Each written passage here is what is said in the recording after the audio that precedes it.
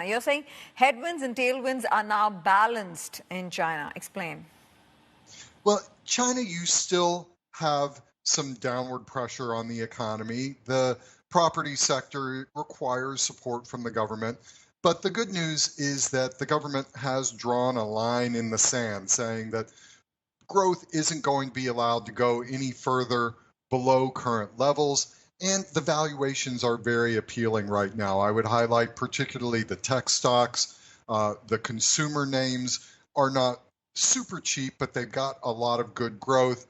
Banks and property, I don't see those falling any further given where the valuations are. All right. I do also want to get your sense in on, all this talk about how SoftBank might be looking at scaling back or selling down its stake in Alibaba. Are the big guys really stepping back on their conviction on Chinese tech right now at a time when already a lot of these stocks have been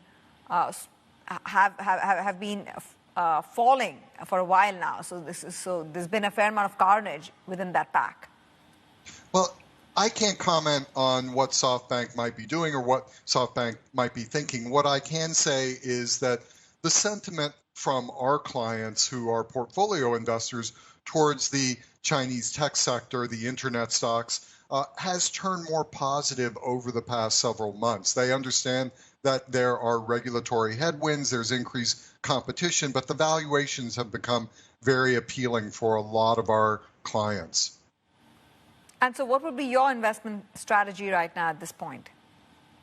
Well, we think that China is going to be bumping along the bottom. The worst is behind us, and that it can generate some mildly positive returns this year. But we would be focusing on other markets in the region, Korea, ASEAN, India. In each of these markets, you've got some good cyclical upturns, either at a company level or at a broader macro level. The valuations in some cases are very appealing, and you've got low foreign ownership in certain parts of Asia. So these are the places we are focusing on right now.